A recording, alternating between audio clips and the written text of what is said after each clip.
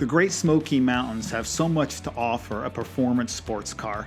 In this video series, I'm sharing with you many of the routes I know you'll enjoy. Today, we're driving a section of Moonshiner 28.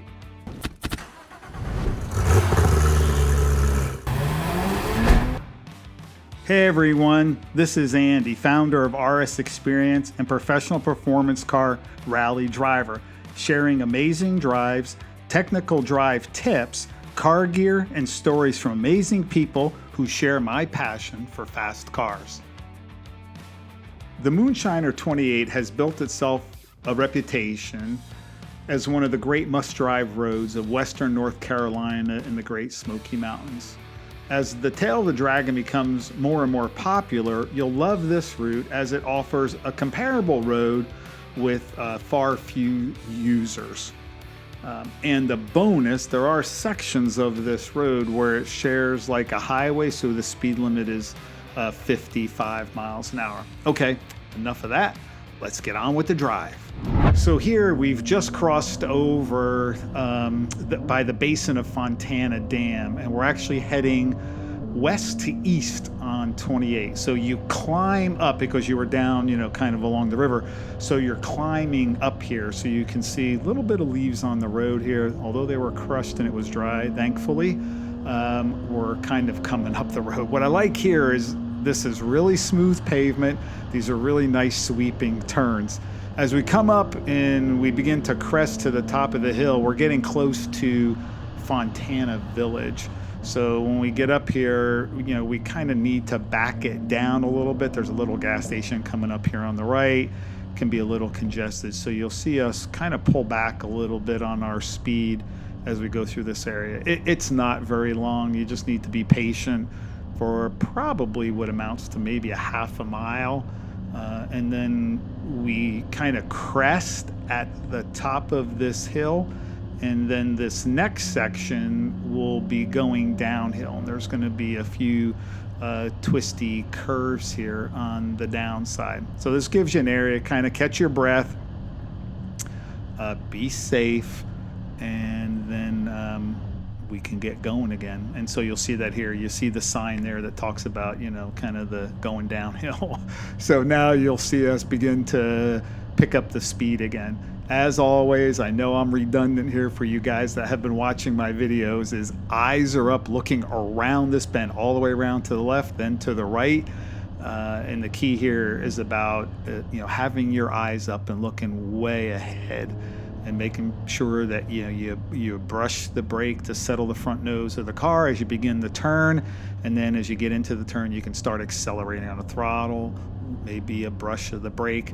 Here, I think in my car, the RS, you can run the PDK in a lower gear, like maybe second or probably third gear. You might be able to get away with little or no braking and letting the engine braking do it, and then you can accelerate and rev that thing out. So I'll be quiet here and you can listen to some of the sounds.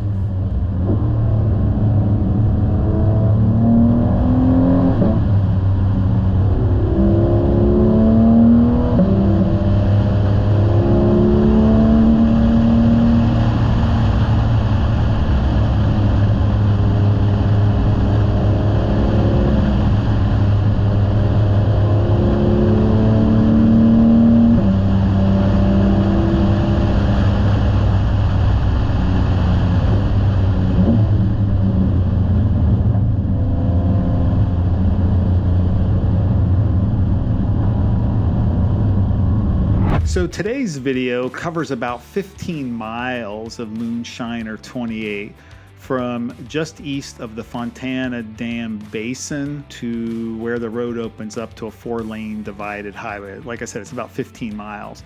But do be careful where 28 opens up into a 4-lane kind of divided highway. The local law enforcement tend to hang out there. So when all of a sudden you see this road open up and you're like, oh, let's get on it, just a word of caution to those of you out there.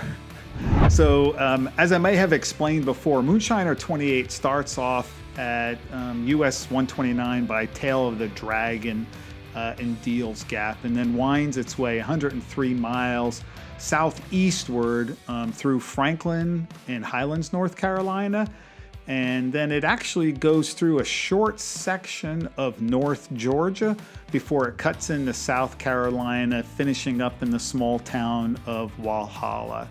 From Franklin into Highlands, North Carolina, Route 28 and Route 64 share the same road, if you will. Now that road, once you are heading into Highlands, I would say about the last 6 to 7 miles as you head into Highlands, the road gets tight and narrow. And in this particular area, you'll find other folks who drive this road. Some may be tourists, some are locals. I call them the white knucklers. These are people who are probably really gripping onto their steering wheel really tight because there's some really tight turns. On one side, you have these cliffs, these really steep cliffs. And then on the other side, you have guardrail. There's like no shoulder, I mean an inch. There's no shoulder, guardrails, and then a steep drop down into the Kulasaja River that runs along the road there. That's a fun part there.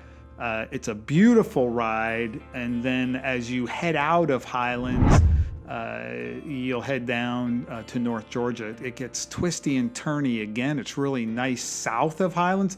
Not many people take this route. So a bit of advice, if you're there and you're in Highlands, just add in the time and go take 28 further south into North Georgia and whatnot. It's a really nice ride. Once you get into South Carolina, I would say maybe the first mile or two have a couple of twists and turns, and then it gets pretty tame after that until it terminates at Walhalla. So just a little bit of feedback for you on this section of 28. All right, so here we are back again on 28. We've kind of gone down that hill I was talking about originally. Now we're coming back up. Again, you can see here, what's nice about this road is there's like very few houses or businesses or anything on this road. So it's in great shape. And it's beautiful. So I'll be quiet here and let's listen to the cars for a little bit.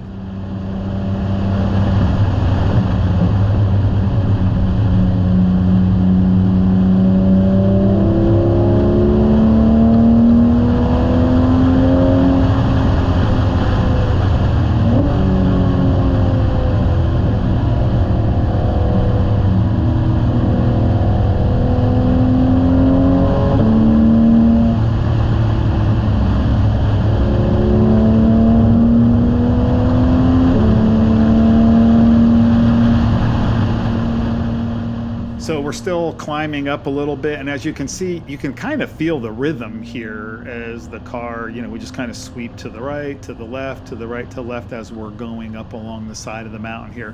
The other thing you'll notice is on this particular day, it had rained very early in the morning, but there's still some patches you've probably noticed on the road where you're going through some dry and wet patches. So you just need to be careful. That's all I can say. Great sight lines, great visibility on this road, and it's a pretty drive. And on this particular day, the fall foliage was still on the trees, and it actually looked really nice. So I enjoyed this. As you can see, me and my friend in crime behind me here, with his Gran Turismo. That's a Porsche Panamera Gran Turismo. That thing was packing a ton of horsepower. And for a 4,500 pound car, it was actually doing pretty darn well keeping up with the RS. He could maybe I could catch him a little bit like in the turns, but like once you get in the turns and you start giving the throttle with all that horsepower, I just don't have the power to really pull away from him. He just gets on the gas and, he's like right there. But we got ahead of the rest of the group, so from time to time you'll see us slow down, either because we're catching up to the other group or because, it's like, hey, I just need to get the other guys, together with us. So number one, they know where we're going. And number two, the radios we use in the mountains, you read these walkie-talkie radios and they say, oh, they're good for, 25, 30 miles. Well, yeah, that's like if you're on the water and there's like no obstruction. But in the mountains, I mean, these things at best are probably a half mile to a mile. So you can't communicate to the folks in the back. So let's stay tuned and listen some more here.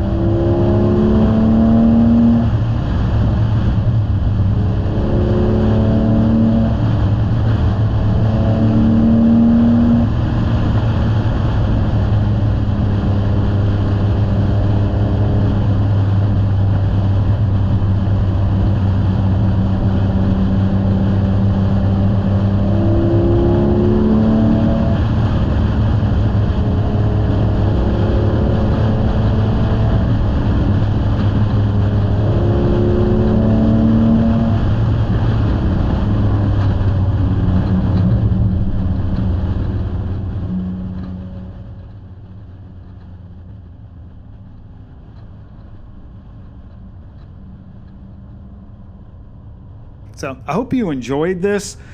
Please subscribe to the channel, click the notification bell, and give me a thumbs up. And stay tuned. We've got another short series like this of a few more videos where I'm going to talk through some of the roads in the Smoky Mountains. All right, everyone. We'll talk soon. Stay healthy and stay safe.